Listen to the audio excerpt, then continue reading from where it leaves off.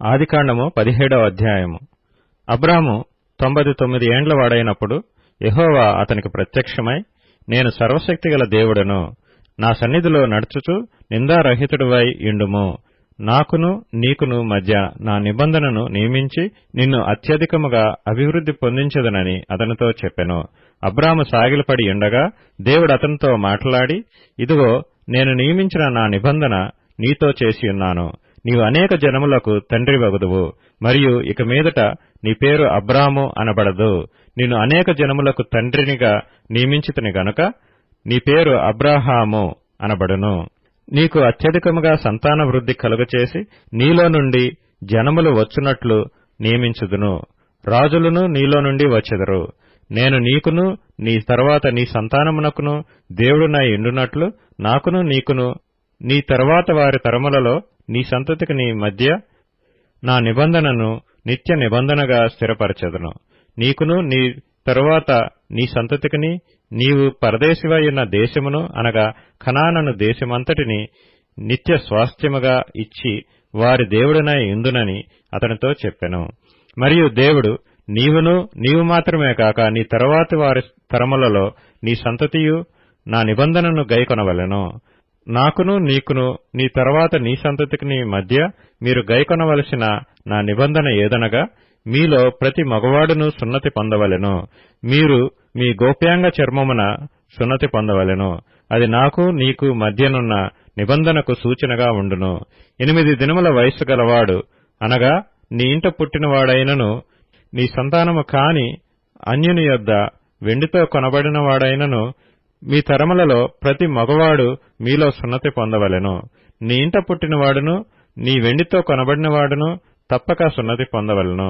అప్పుడు నా నిబంధన మీ శరీరమందు నిత్య నిబంధనగా ఉండును.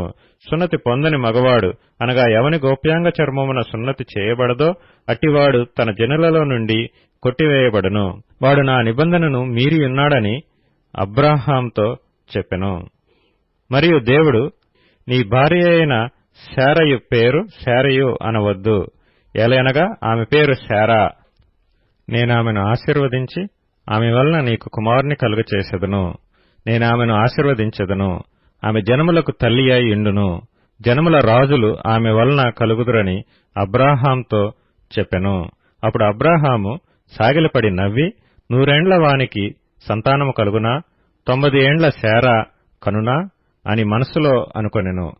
అబ్రాహాము, ఇష్మాయేలు నీ సన్నిధిని బ్రతుకుననుగ్రహించుము అని దేవునితో చెప్పగా, దేవుడు, నీ భార్య అయిన శారా నిశ్చయముగా నీకు కుమారుని కనును.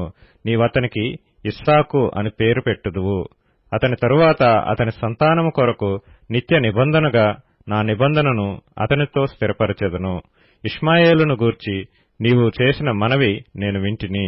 ఇదిగో, నేనతనిని ఆశీర్వదించి అతనికి సంతానాభివృద్ధి కలుగచేసి అత్యధికముగా అతన్ని విస్తరింపచేసెదను. అతడు 12 మంది రాజులను కనును. అతనిని గొప్ప జనముగా చేసెదను. అయితే వచ్చు సంవత్సరము ఈ కాలమందు శారా నీకు కనబోవు ఇస్సాకుతో నా నిబంధనను స్థిరపరచెదనని చెప్పెను. దేవుడు అబ్రాహాంతో మాట్లాడుట చాలించిన తరువాత అతని యొద్ద నుండి పరమునకు వెళ్ళెను. అప్పుడు అబ్రాహాము తన కుమారుడైన ఇష్మాయేలును, తన ఇంట పుట్టిన వారినందరినీ, తన వెండితో కొనబడిన వారినందరినీ, అబ్రాహాము ఇంటి మనుష్యులలో ప్రతి వానిని పట్టుకొని దేవుడు తనతో చెప్పిన ప్రకారము ఆ దినమందే వారి వారి గోప్యాంగ చర్మమున సున్నతి చేసెను. అబ్రాహాము గోప్యాంగ చర్మము సున్నతి చేయబడినప్పుడు అతడు 99 ఏండ్లవాడు. అతని కుమారుడైన ఇష్మాయేలు గోప్యాంగ చర్మము సున్నతి చేయబడినప్పుడు అతడు 13 ఏండ్లవాడు. ఒక దినమందే అబ్రాహామును అతని కుమారుడైన ఇష్మాయేలును సున్నతి పొందిరి. అతని ఇంట పుట్టిన వారును అన్యుని యొద్ద వెండితో కొనబడిన వారును అతని ఇంటిలోని పురుషులందరూ అతనితో కూడా సున్నతి పొందిరి.